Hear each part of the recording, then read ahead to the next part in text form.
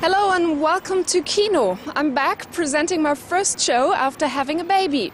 But this is the last edition of Kino for 2007. And along with German films, we'll take a look back at the year in cinema. Here's what's coming up. An Oscar for Germany and other winners. Federal Film Fund boosting production in Germany. Hits and flops. The year in German comedies. German audiences especially like homegrown comedies. These usually feature popular TV comedians playing for the obvious gags. But this year we saw 3 comedies that stood out from the rest. Heute den totalen Krieg. Adolf Hitler as the main character in a comedy? Gehorcht nicht. Ich sammle meine Kraft und sage ganz leise, Blitzblondie. Director Dani Levy wanted to prove you can also laugh at Adolf Hitler. Berlin, 1944. The Jewish actor Adolf Grünbaum is plucked from a concentration camp and taken to Hitler's chancellery. He has to coach the Führer in a speech he's due to make. Heil Hitler, Heil Hitler, Heil Hitler, Heil Hitler, Heil Hitler. Tief einatmen, beide Lungenflügel ganz voll machen und gerade stehen, Scheitel im Himmel. Versuchen Sie, aus Ihrer Haltung herauszuwachsen. Sie sind größer als Ihre Haltung. Eigentlich will ich mit meinem What I want to do is use my eye for comedy to look for once at this terrible time as well, and also to look at what happened within the machinery of power. Was im Innern des Machtapparates auch vorging. Warum lasst der Juden euch ohne Widerstand deportieren? Habt ihr keine Wut? Kein Mumm? Seid ihr zu feig? Adolf Hitler as a depressive dictator with a Jew as his coach may have been good for a laugh. Der Jud tut gut. Das freut mich. Uns alle. Roland But Adolf Hitler as an infantile dictator in the bath or as Eva Braun's inhibited and impotent lover wasn't very funny. In fact, the truest truth about Adolf Hitler was more likely to make you cry than laugh. And it wasn't just the critics who thought so. The film bombed at the box office as well. Meanwhile, the film of Martin Walser's classic novella Runaway Horse was another thing entirely. Rainer Kaufmann's lightweight comedy brought a breath of fresh air into an otherwise lackluster summer season. After 20 years of marriage, Helmut and Sabina's domestic routine is turned on its head. Mensch, das kann doch nicht wahr sein. Helmut?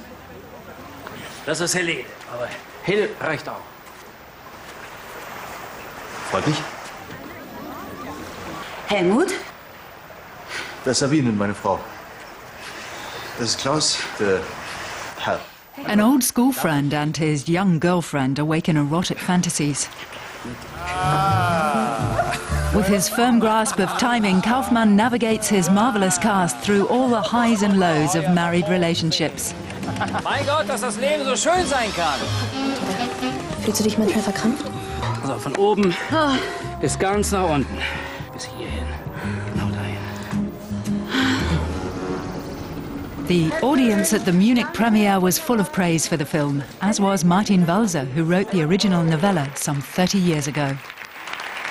It's a fabulous film. I'm very happy.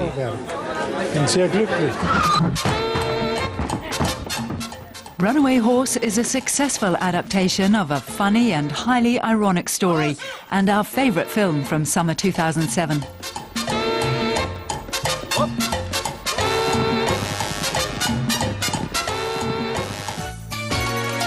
And now for a specialist in film parodies, Michael Bully Herbig. His early pastiches of Western and science fiction films were seen by 20 million filmgoers, making them Germany's biggest ever box office hits. This year, Bully Herbig turned his sights on the legendary Austrian Empress Sissi and her consort, the Emperor Franz Josef. His film satirizes the popular 1950s tearjerkers starring Romy Schneider and Karl-Heinz Böhm, although this time it's only a cartoon.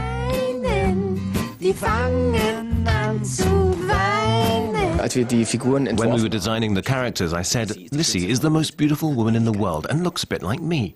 That was greeted with silence and a few grins, and then at some point they realized, oh no, he's serious. Herbig invested 3 years of hard work in his ambitious project, not only writing the script, but also developing each individual character. Oh mein Gott, ich bin in der Hölle! The story may be over the top and pretty banal, but that hasn't stopped 2.2 million people from crowding into cinemas to see it. Liebe Lissi, wie geht es dir? Was macht der Herpes? Der spielt mit Akne hinten im Sandkasten. Dann ist alles gut. With loads of talent and a reputation for staying within budget, German directors are attracting increased attention from Hollywood. This year saw several Germans getting their first crack at working in Tinseltown. Here's a look at 3 directors and their experiences in the US.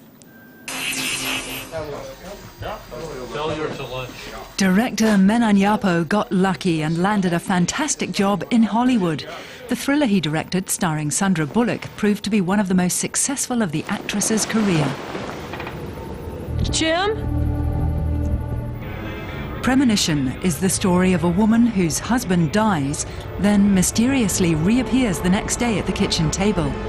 When she realizes that his death was just a glimpse of the future, she becomes determined to save him by changing fate. The film cost $20 million, a massive amount in German film industry terms, but a small budget for Hollywood, where huge sums change hands before filming begins. Everything surrounding the industry is very expensive. It's all on a much bigger scale. The trailers are bigger, the cars are bigger, the trucks are bigger, perhaps the egos are bigger too. All those things cost a lot of money, but have no real impact on the quality of the film. Menan Yapo is one of 3 German directors whose first US-made films are now appearing in cinemas.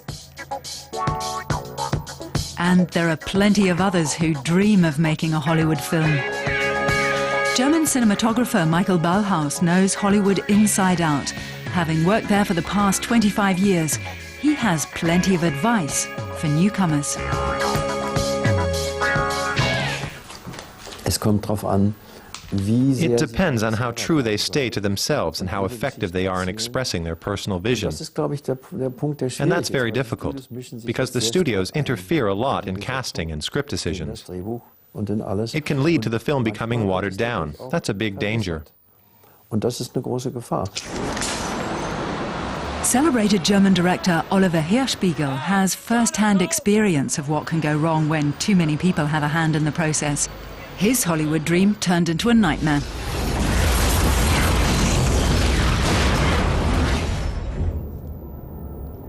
The studio was so unhappy with Hirschbiegel's remake of a science fiction classic that they got another director to shoot additional scenes at a cost of several $1 million. The practice isn't uncommon in Hollywood, but it rarely bodes well. Even superstar Nicole Kidman couldn't save Hirschbiegel's film. It was one of the year's biggest flops. Nevertheless, German film directors are becoming increasingly popular with US producers. Working with German directors in Hollywood has shown US producers how efficient these directors can be. They tend to be very good at sticking to budgets and making films that look much more expensive than they actually were. A good example is newcomer Marco Kreuzpaintner. His first Hollywood film was very well received. It was produced by Roland Emmerich, a German director who himself has been extremely successful in Hollywood.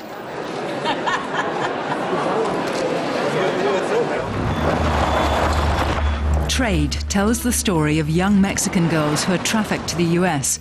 Once there, the girls are auctioned as sex slaves over the internet. The film cost just $13 million to make, but it looks as if it cost much more. Kreuzpaintner's experience has convinced him that making the jump to Hollywood was the right decision. When they see how passionate you are, how much you believe in it, and that you've done your homework, they back you up with a passion that I've never seen here in Germany. Everyone does their best to make it as good as it can possibly be. Kreuzpaintner says he wants to continue making films in the US.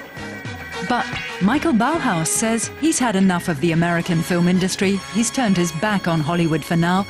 He was recently awarded the European Film Prize in Berlin for lifetime achievement in the industry.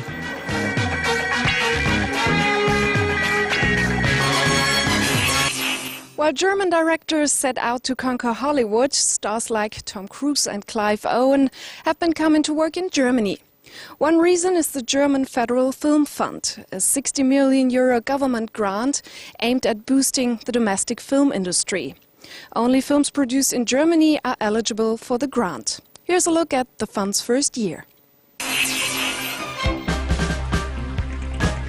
Nowhere has the clapperboard been as busy as here in Berlin.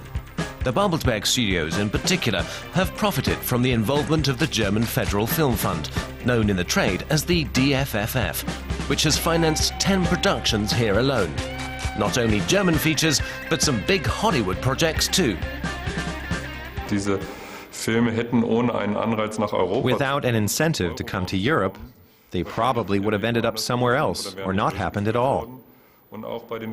Even where purely German or European productions were concerned, we had to assume that they would either be shifted to Eastern Europe or wouldn't take place at all.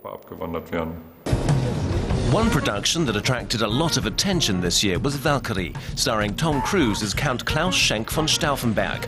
The film looks at the German resistance to Hitler's regime, which made Berlin a logical location to film it.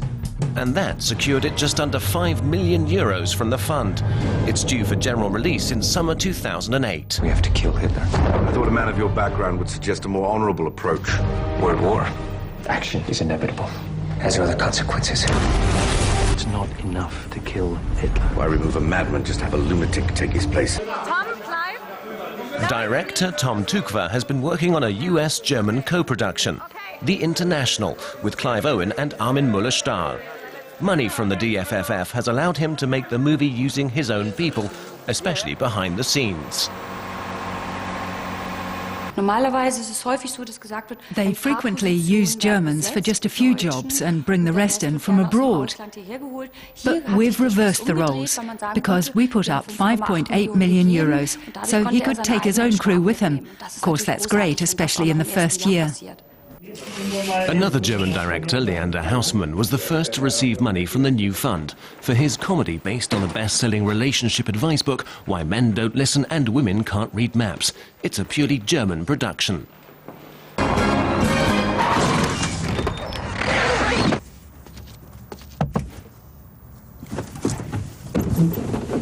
Guten Abend.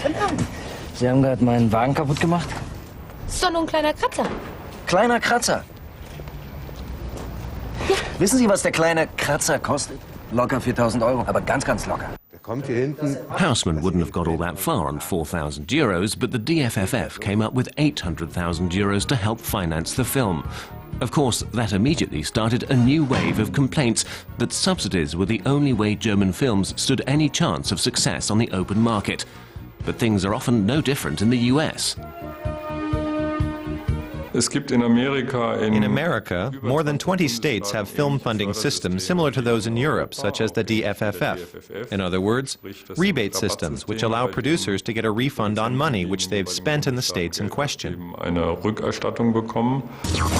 The biggest single subsidy went to a live-action adaptation of the animated TV series Speed Racer.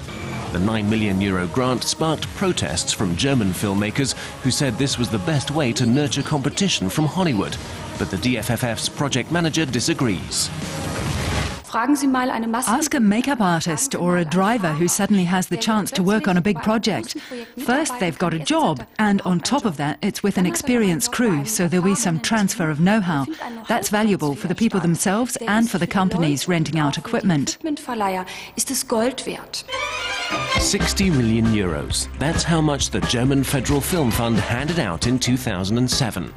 Given that production companies spent $380 million filming in Germany, that's a pretty good deal. Expect more of the same in 2008.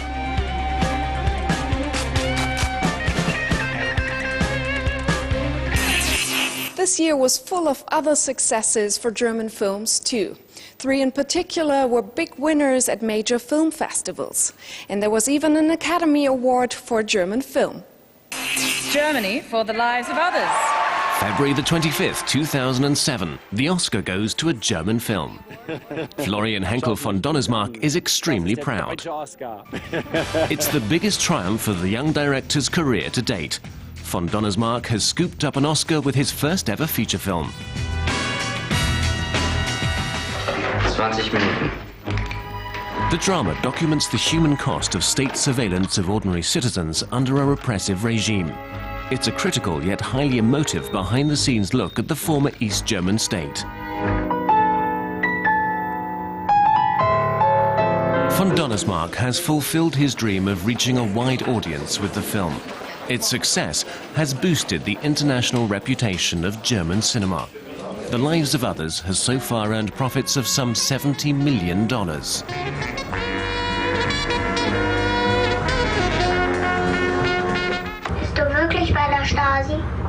Ulrich Mühe plays an East German secret police agent. Weißt du überhaupt, was das ist? Die Stasi? Ja, das sind schlimme Männer, die andere einsperren, sagt mein Papa. So. For Mühe, the success was short-lived. The actor tragically died of cancer only a few months later. One of Germany's most versatile actors and a master of nuances, Mühe will be sorely missed by German cinema audiences. The 4th of May was the most important date for the domestic film industry.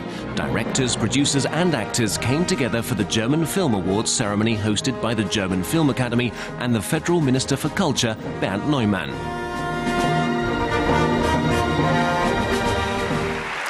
4 Minutes won the top prize, the Golden Lola, for the best German film of 2007, despite stiff competition from blockbuster favorites like Perfume.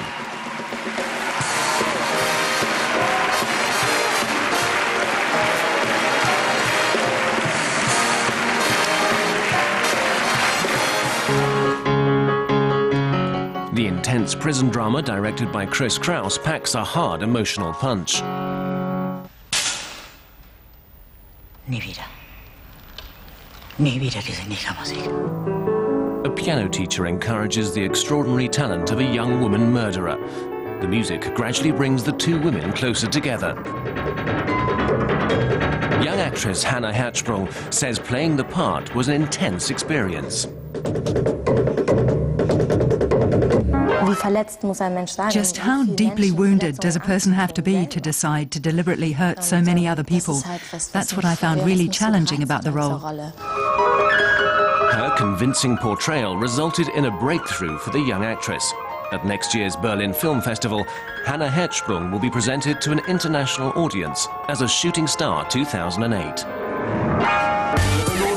May the 23rd, time for photo calls at the Cannes Film Festival. German-Turkish director Fatih Akin has become used to international attention. He came here to present his new film. He went away a winner. The prize for the best scenario goes to Fatih Akin for The Edge of Heaven. I had one message for Turkey because they vote on the 22nd of July. It's just all is one, united we stand, divided we fall. Thank you very much. Fatih Akin's film revolves around cultural clashes. The lives of 6 people intertwine in a story that moves between Germany and Turkey.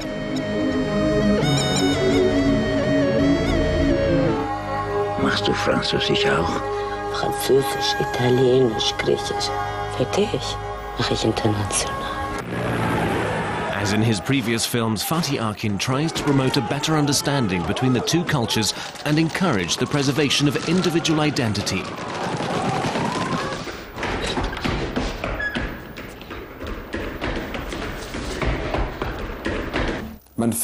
You don't carry around a box containing your identity which stays the same your whole life. I don't think it's like that. A person's identity is in constant flux.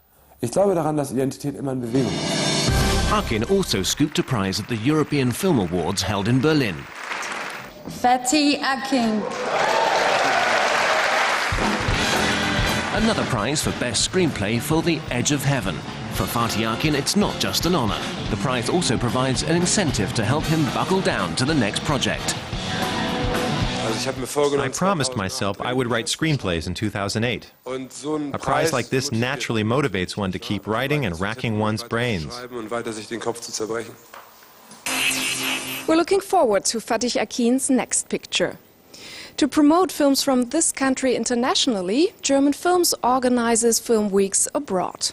This year we tagged along for the presentation of German cinema in Warsaw, Cannes and Madrid.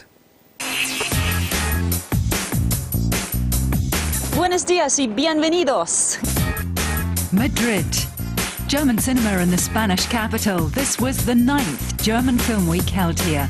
There's great interest in Spain in Cine Alemán. There were panel discussions with directors and actors, and a lively exchange of information between producers and buyers. And of course, everyone wanted to see the German Oscar winner. Cannes. Film students from across Germany were able to get a taste of the glamorous side of the film business with the German short section at the 60th Cannes Film Festival. After screenings attended by an international audience, there were, of course, the obligatory parties under palm trees. Warsaw. This year's Warsaw International Film Festival focused on German cinema. Some 24 recent productions representing various genres were screened at the festival, and there was a lot of interest in German films and filmmakers. Directing legend Volker Schlöndorff took up the festival's invitation and presented his latest film, Ulchan.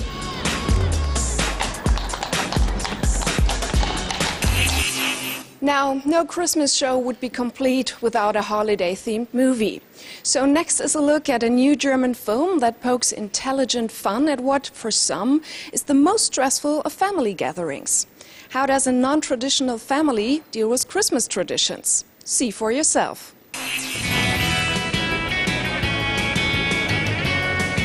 Director Vanessa Jopp proudly presented her lead actors at the premiere of her holiday film. Martina Gedeck and Heino Fersch play two members of an unusual patchwork family celebrating its first Christmas together. Wir haben gesagt, eine Gans. Für wen sind die anderen? Die Väter unserer Kinder kommen, um mit uns Weihnachten zu feiern.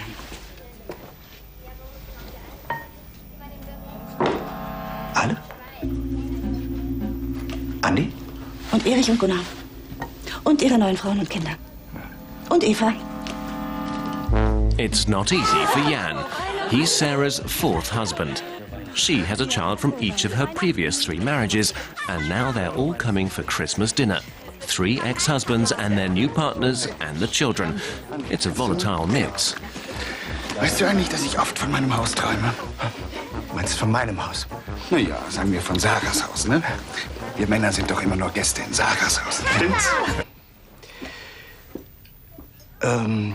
Ihr seid seit vielen Jahren Sarahs Freunde. Und nur darum seid ihr auch meine Freunde. Willkommen in unserem Haus. Frohe Weihnachten. Was mir sehr wichtig war, dass It was important to me that the film be very funny, very turbulent and entertaining, but also have a deeper level where it was about real feelings like jealousy and the desire to have children and be faithful and to trust people. Vanessa Jopp has directed this screwball comedy about a modern family with a light touch. The situation escalates when Sarah announces she's pregnant with her 4th child, but Jan has secretly had a vasectomy. Wer von den Clowns war es? Wovon redest du? Ist es von Erich? Oder von Andi? Oder ist es von Gunnar? Ja, sag einfach, das Kind ist von Gunnar. Sag's einfach. Sag was! Ah, du weißt gar nicht, von wem das Kind ist. Das ist es. Du weißt es nicht. Gib's zu. Sei ehrlich. Du treibst es mit allen, wenn ich weg bin. Raus! Alle Mamas und Papas streiten sich mal, aber das heißt nicht, dass sie sich nicht lieb haben oder dass wir uns scheiden lassen oder so. Von meinem Papa hast du dich aber scheiden lassen. Und von meinem auch. Und von meinem. The Christmas film genre has often struggled to hit the right balance between slapstick and seriousness. But thanks to clever dialogue and a well-chosen ensemble cast, this time it works well.